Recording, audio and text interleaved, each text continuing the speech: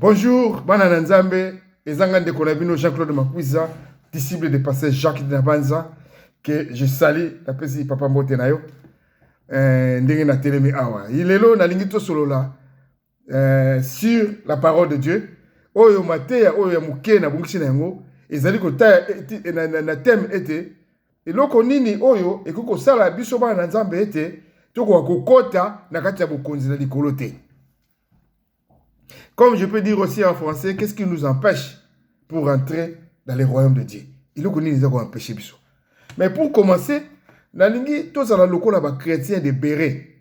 Nous avons commencé dans Acte 17-11. Dans Acte 17-11, et l'objet ces Juifs avaient des sentiments plus nobles que ceux de Thessalonique. Ils reçurent la parole avec beaucoup d'empressement. Et ils examinaient chaque jour les Écritures pour voir si ce qu'on leur disait était exact. Na bandi wana po na lingi to za lokola ba chrétien de Béret parce que tant on nyonso ba ko vérifier makomi ba est-ce que oyo ya solo bana biso pardon eza solo ou eza na kaka azolo babongo bande ko nanga so zo ke na kati église il faut za na Bible. Et c'est très important. Et ça peut madame pour ça la Bible lingala et ko sunga yo. Ko dans l'église c'est ka okema boko pamba balo baka makamunu sur baka amen. Et pourtant tu n'as pas vérifié. Yanga na pesi bino pone bande na acte 17-11 ba chrétien à Béret ba ça que toujours ko vérifier be chrétien. Pona ko yeba ko tanga ete oyo bazolo bana bango ezali ya solo eza vérité. Pour commencer pour la prédication muke na zana ngolelo to banda liboso na kotala murmure ezali ko ima po murmure pardon et koki pe ko empêcher yo po okota na bokonzi likolo murmure ko ima po yo vandi wana ozotala kaka lelo to ko chaba ba offrande ngapi mikolo so offrande na lembi yango ozoloba na motema na yo offrande wana za zéro murmure donc et ko empêcher yo ozo sala ko mota ya ona ngito tanga na Philippiens 2:14 ngena tanga na Bible ya lingala Philippiens 2:14 pardon et le but était Philippiens 2:14 boyi maimate pe botia tembete na makambo nyonso oyo bosalaka. Olandi? Boyima imate, botia pe tembete. Yango na bandeli bosala ko ba chrétien de Béret, vérifier. Nga na pesi bino Philippiens 2:14 tanga.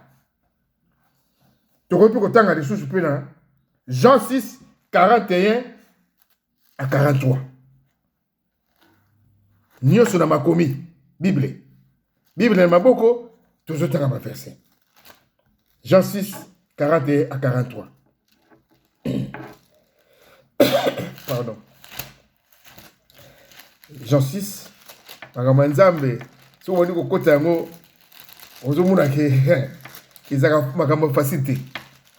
Pour munguna pa télémona mais toujours OK.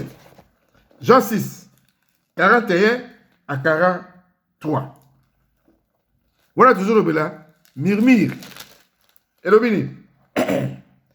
Bayuda bakomaki koyima po Yesu alobaki nazali bilei oyo ewuti likolo. 42. Bongo balobi boni oyo Yesu te mwana ya Yosef biso toyebi tata na ye na mama na ye. Ndenge nini azali koloba te awuti na likolo. 43. Yesu alobi na bango botika koyima. Dieu voit les cœurs. Botika koyima. Yango moni koyima o mirimi e kokotisa na bokonzi likolo te. Moninga ekotala ye ayekotala na ndako peselo ko kolia alie abimia ke yo bando batala ye kuna yeske ya sala kate. Mirimi e kokotisa na bango. Ande ozumi bengo lobi nga mwana nzambe. Mama. Toujours que na ba verset nazo ke ne musika te na ngito ke de mulaite kaka ba verset biblique to tanga susu na Luc 5:30 Luc 5:30. Bible Lingala eza kitoko. Tango to tanga ni Lingala ya munoko na biso français, to yeko kutango na ba français, biso munoko na biso c'est Lingala. Luc 5:30. Elobini, ba pharisien na balakisi mibeko oyo bazalaki na lingomba na bango bakomaki koyima pe kolo balobi na bayekoli ya Yesu. Ona nini bozali kolia pe komela esika moko na bafutisi mpaku pe batu ya masumu. Omoni koyima. Omoni aho. Atata Jésus est venu pour te biso bat na masumu to kufate mais to zobo mo na seko. Mais bango bazoloba pona bata masumu. Vérifier les écritures bande ko na ngai. Toujours que les malais manembe. Wana tozalaki na murmure. Siko tokoti na critique. Critique tokotanga na proverbe 9. Proverbe 9 na ningana. Pona sungi to sungana. Proverbe 9, proverbe zali na lingala batoli. Proverbe 9. Oh, tu continues la critique. Proverbe 9, 8 et 9. Et le bini. Natangi na komuna Yesu Masia. Kolakisa moto na lolendo mabe na yete. Soki te akoyina yo. Kasi soki olakisi moto ya mayele mabe na ye, akolinga yo. 9. Makambo olobaka na moto ya mayele ekobakisela ye mayele. Oyo oyebisaka moto ya malamu ekokolisa makanisi na ye. Olandi? Critique. Natangi na proverbe. Tam susu bo comprendre bien te pour lingala. Oyo natangi yango bino batu bolingi tam susu français. Zina tangi na bino ngo pe mo mukena français. Proverbe 9, 8 à 9. Voilà toujours la critique. Proverbe 9, 8 à 9, le dit. Ne reprends pas les moqueurs, de crainte qu'ils ne te haïssent. Reprends les sages et il t'aimera. 9. Donne aux sages et il deviendra plus sage. Instruis le juste et il augmentera son savoir. Là, si tu se comprends bien. La tangi bino na lingala, na zoki se bino pe na français. Totanga di sous na Jacques 5, 9. Jacques 5, 9. Kaka na makomi. Boza la lokola ba chrétien de bere bande konangai. Bo fongola ka ba Bible na bino botangaka. Jacques 5, 9. Il est écrit Bandeko, moto na moto atika komi lela na makambo bandeko na ye bazali kosala ye. Ponzambe akatela bino etumbu te. Pamba te zuzi azali pene na bino etikali moke akoma. Olandi? Voilà na Jacques 6. Nazonga na français. Na Jacques 6.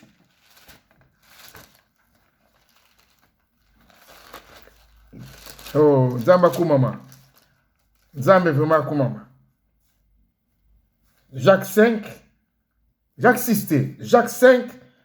9. Et combien de temps? Jacques 5, 9.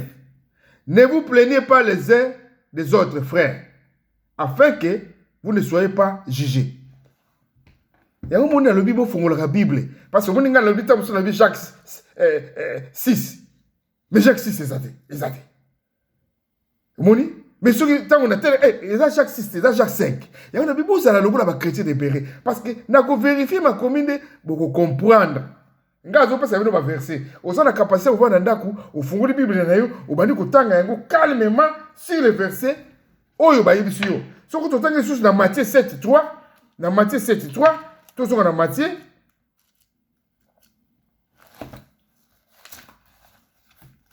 kaka na makomi. Matthieu 7:3. Et comment mi bon? Pourquoi vois-tu la paille qu'il est dans l'œil de ton frère et n'aperçois-tu pas la poutre qui est dans ton œil? Ou comment peux-tu dire à ton frère, laisse-moi ôter une paille à ton œil? Toi qui as une poutre dans les tiens. Ils ont dit Jacques, on a Matthieu, pardon, oui, Matthieu 7. Matthieu 7, 3. Pour la ligne de pourquoi? J'en attends la lingala bien. Pour lingala, il faut la sous madame. Matthieu 7, 3. La lingala et le bibo. Il est écrit, Matthieu 7, pour la nini ozali kotala, moi li titi oyo et koti na liso ya ndeko na yo. Nzokande ozali na nzete na liso na yo moko, kasi ozali komona yango te. Voilà critique. Critique. Donc, Jésus a dit que yo moko pe. Ozana mabe. Mais yo zo talaka muninga ka ndengeni. Yo moko ozana mabe. Est-ce que oya yo so bongisi yango? Obongisi oya yo, mais yo zo tala ya ye. Donc, avant otala ya ye, mitana pe ya yo moko. Ya yo moko nan. O yo zana ngo masumu yo zana ngo. O yo sala ka baninga. Ko critiquer bango na modèle nyonso. Mutasengi yo loko pesiye ya senga kiyo yo pesiye metango ya keyo bino pe bolu kaka yibudo kaka misala te okulu kape musala zo salate mais pour nous pesiye falo yebisa ye oluka luka musala ko pesa été. C'est ça le problème. Bana na Nzambe, il faut tout ça la parole d'amour ya bolingo parce que Dieu est amour. Critique et ça bloque biso bana Nzambe te. Voilà deuxième d'habitude des bosso to bana na murmure sikoyo na critique. Romains 14, 4. Total on na dingal. Romains 14, 4. Romains 14, 4. Ah, nzamba munene lelo apesika quand même moi temps. Malgré tout tozo bunzamba zo bunda ngai. Romains 14, 4. Yo ozali nani po otala makambo ya mosali ya moto mosusu. Soki azali moto ya kokokato te. Etali bobele mokonzi na ye. Tembete okokoma kaka moto ya kokoka. Pamba te kolo azali na nguya ya kosalisa ye. Ko juger basali ya Nzambe. Mais quand on parle des serviteurs de Dieu, ko juger bango. Mais ko juger basali de Dieu. Oh ya solo te. Oh ya lokuta to ko juger bango. Il faut loba. Akwa ko pengu sabana na Nzambe. Oyo ya solo te, basala ya Nzambe oyo ya solo papa keba. Makomi zotanga, yango na pesi bino acte 17 11 les chrétiens de Béret, basé ko vérifier be critique. Ba yebisio awa po na nini. Natanga ngo sur le français Romains 14 10. Nazotanga bongo pour la ko éclaircir. Ba tout moi moké. Hein? Pose question, madame sur lingala pe et tu poto yoki na français et fongolio pour pas na option susu ba ko kapé français. Romains 14 4. Et le bini. Qui es-tu? Toi qui juges un serviteur de toi. S'il se tient debout ou s'il tombe, cela regarde ton maître, cela regarde son maître. Mais il se tiendra debout car Seigneur a le pouvoir de l'affermir. Oui, on l'a dit. On l'a dit. La tangi la linga, la tangi la français. Ndeko nangai. Nzamba zali nzamba ya bolingo. Alingi biso ba na ye tozala na amour oyo ya zo pesa biso. Yango na tangi bino na bisi bino murmure, na surtout critique. Sikoyo na yela bino sikoyo mensonge. Lokuta. Oh, Nzambo ya munene. Nzambo ya munene. Parce que on na Jean 4, dans Jean 4 Jean 4 44. Attends, Jean 4 44.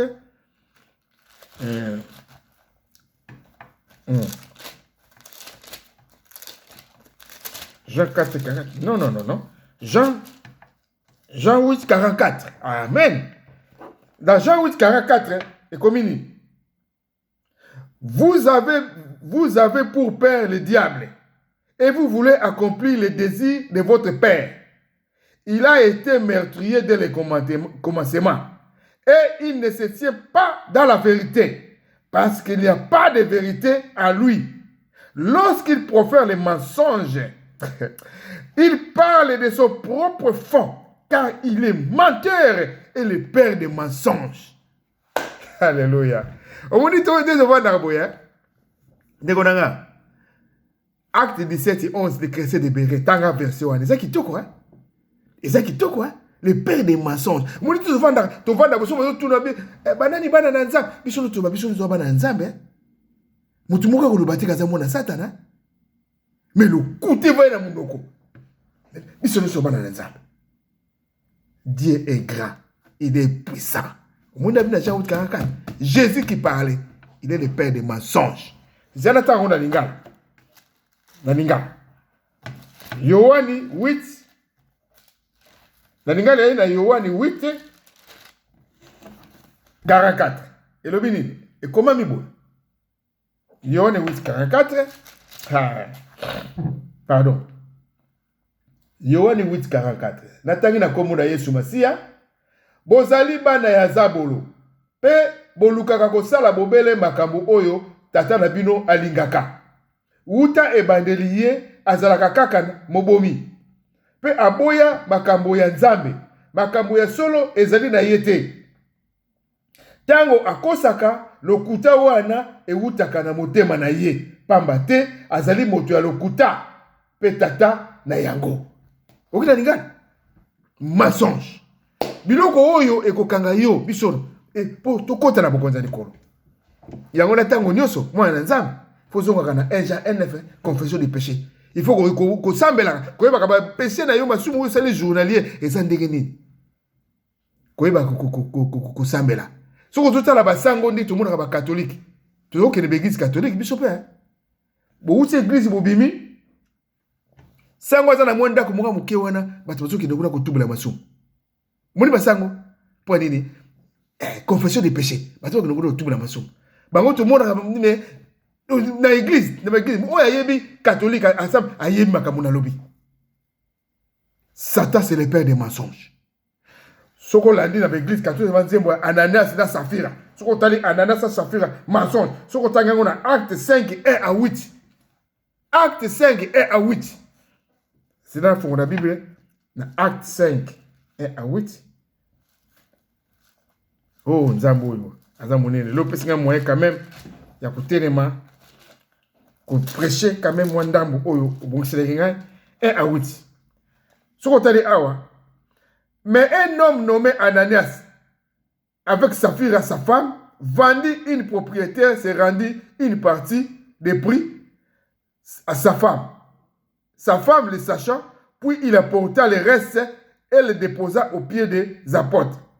3. Pierre lui dit, Ananias, pourquoi Satan a-t-il rempli ton cœur au point que tu mentes au Saint-Esprit et que tu aies retenu une partie des prix de champ?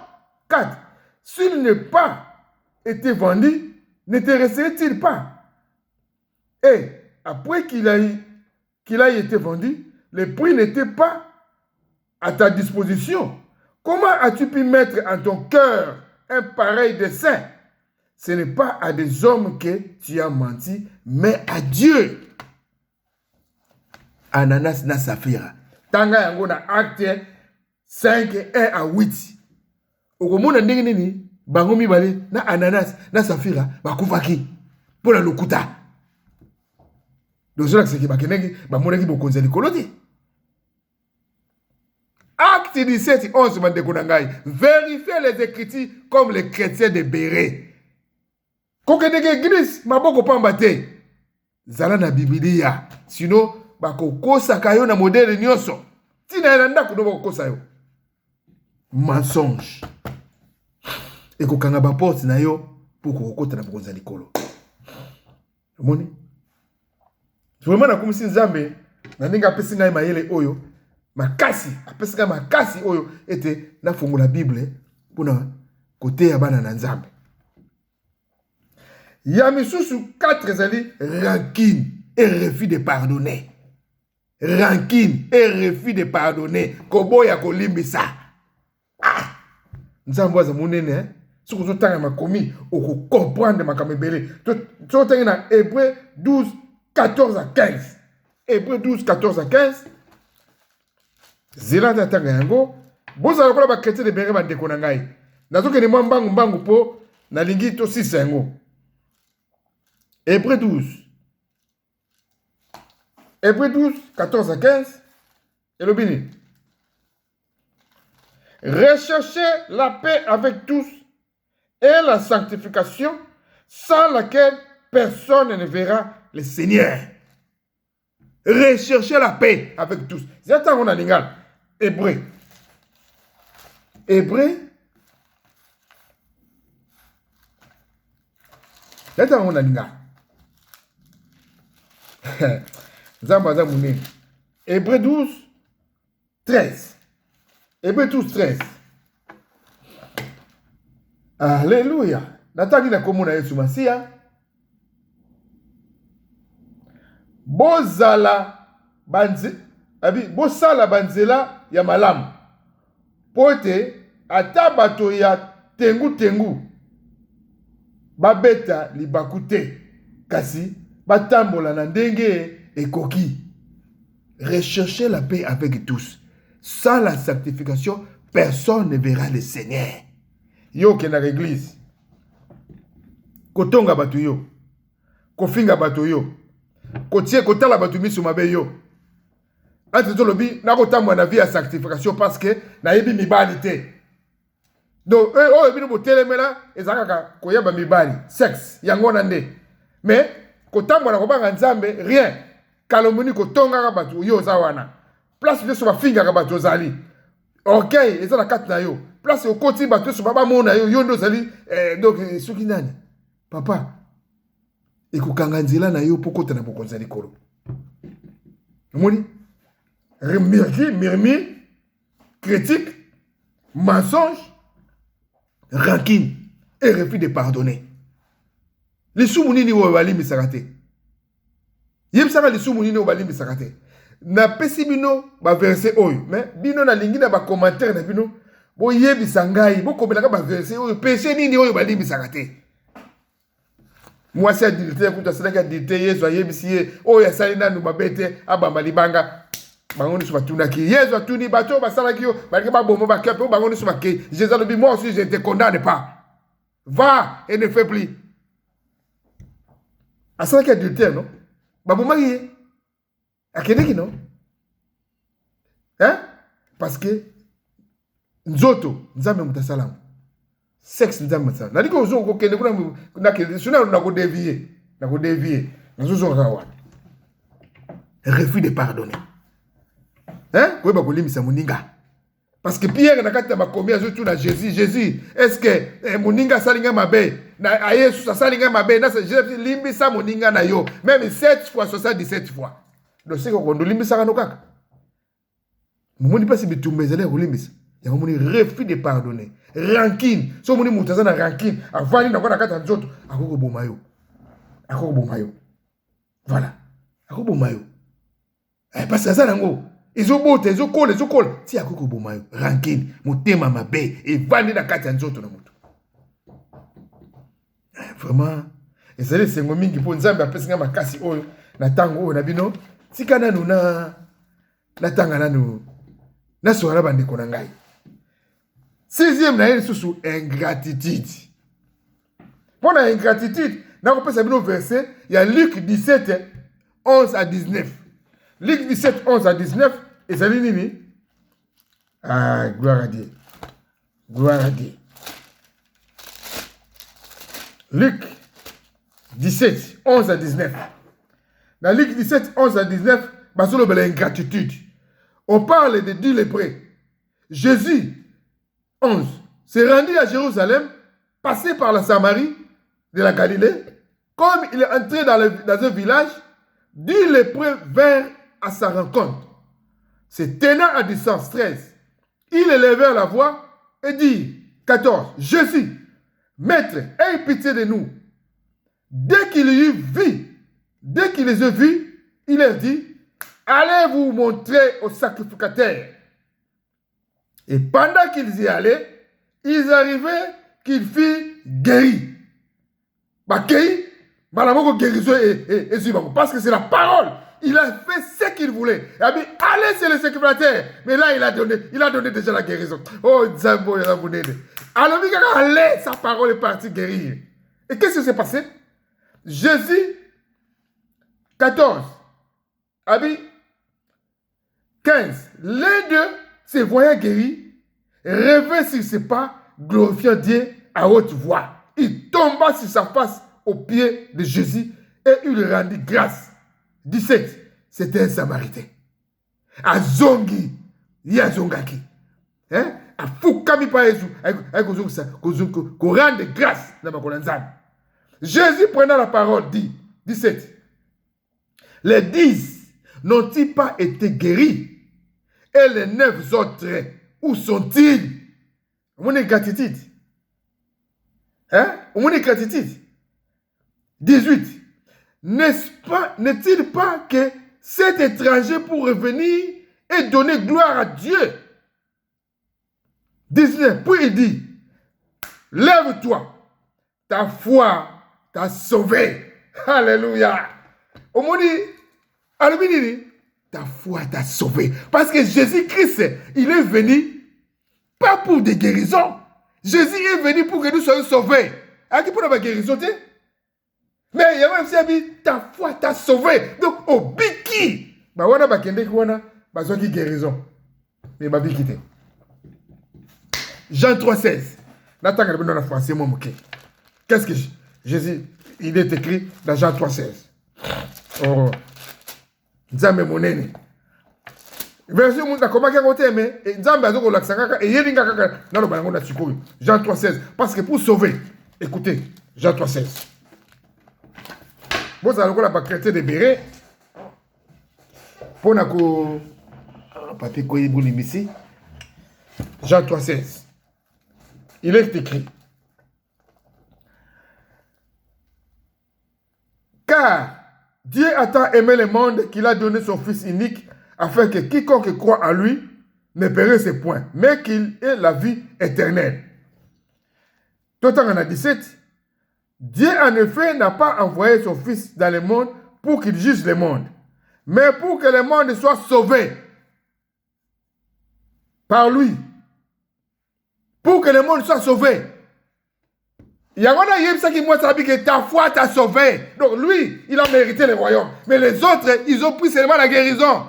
Oh, Nzambo. Il y a un homme qui dit, Nzambe, ce que tu as dit, Nzambe a zamunene, a zo pesa ope inspiration, ni ne kokoloba. Na zo kisi ne pas Nzambe. Parce que ingratitude, et bomi ba tuana nyos. Ba kende ki bango 9. Guérison, mais ba zala ki sauveté. Malheur. Mais guérison, bah ce qui n'a pas. Mais que sauver, bah ce qui sauveté. Si vous te continuez à vous soucier, pour dans tout ça, la haine. Oh Yahweh. La haine. Hein? Jean 2, 9. C'est dans Jean 2, 9. Bon, ça la chrétien de Béré de Konanga. Faut qu'on ait un Nzambe et Biblia et Kosungayo. Jean 2, 9. Faut qu'on la Bible. La linga les amis, Yohan. Jean 2, 9. Et comment Bible? Dans Jean 2, 9, il est écrit Mokonzi, ya feti, ameki, yango, mais, et comme vino. Amélie yango, mais, et comme vino. Jean, attends, pardon. Excusez. Jean 2, 1 Jean 2, 9. Ah. Yamana na lui mais nzamba kongoma. La même fois vous allez continuer de bérer. Pour na koyeba ke eloko ni yo ngotanga vérifier les écritures bande konanga. 1 Jean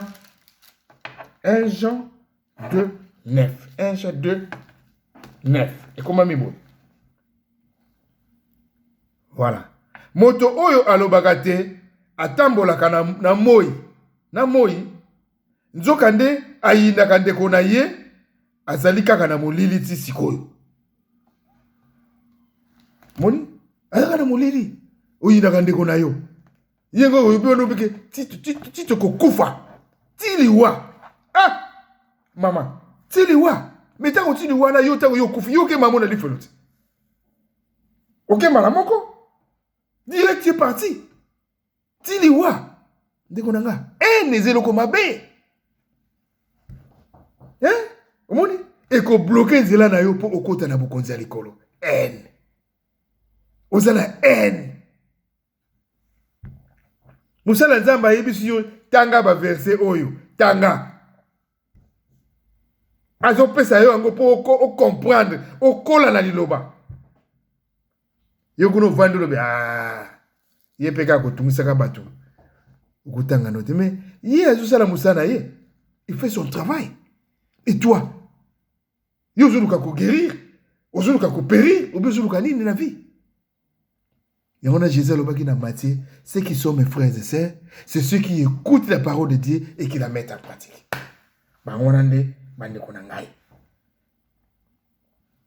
En tout cas, nazoki nzambe lokumu pa na ye. Kotanga ba version nous na pesi, ezai malamu. Mais pour na silisa, na kotanga la bino na Ephésiens 4 31 à 32. Pour tout ça, voilà. Donc, nous musicate, Ephésiens 4, 31 à 32. Et le béni, il est écrit 29, 31 à 32. Amen. Oui. Et le béni, et comment mi-boui? Boyo kisamoli momo santo ya nzambe mawate, pambate, azali elembo oyo nzambe atieli bino.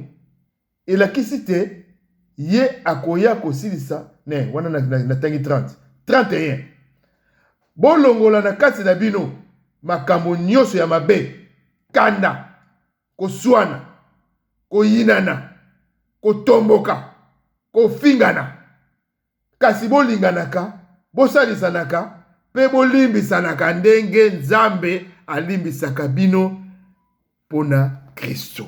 Alléluia. Merci Seigneur. Acte 17-11. Bon, ça va chrétien libéré.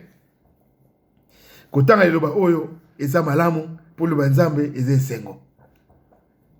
Na seka nzambe protection divine na ye. Na tango nga na telemi awa. Je demande seulement la protection divine de mon Seigneur. Yende à prendre soin nga. Je bénis mon serviteur, pasteur Jacques Davanza Keto Sali. Na pesi mbote mingi papa. Papa, pasteur Jacques Davanza, mon pasteur. Moi, je suis mingi. Et sans oublier, bande konanga na lingomba, nyoso Seigneur, na pesi mbote. Je vous salue, je vous aime. Au nom de Jésus-Christ de Nazareth. Amen.